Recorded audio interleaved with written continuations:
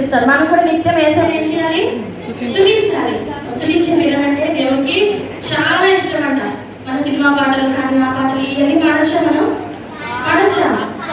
మన నోటి ఎప్పుడు దేవుని గురించిన కీర్తన అంటే దేవుని యొక్క పాటలు ఉండాలి, స్తుతి యాగము ఉండాలి. నిత్యం దేవుని మనం ఏం చేయాలన్నా గణపరచాలి. ఏం చేయాలి? గణపరచాలి. మనకి ఇష్టమైన వాళ్ళని పొగుడుతామా లేదా? మన ఫ్రెండ్స్ ఉన్నారనుకోండి, బాగా చదువుతున్నారు అనుకోండి, వాళ్ళు పొగుడుతామా?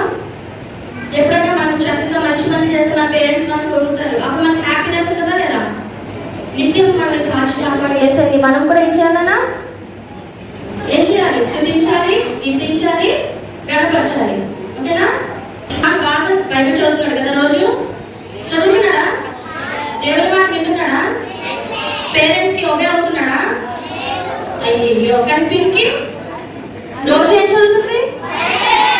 రోజు ఏం చేస్తుంది? పేరెంట్స్ కి హెల్ప్ చేస్తుందా లేదా? ఈ రోజు నుంచి మీరు అందరూ మీ పేరెంట్స్ కి హెల్ప్ చేస్తారా?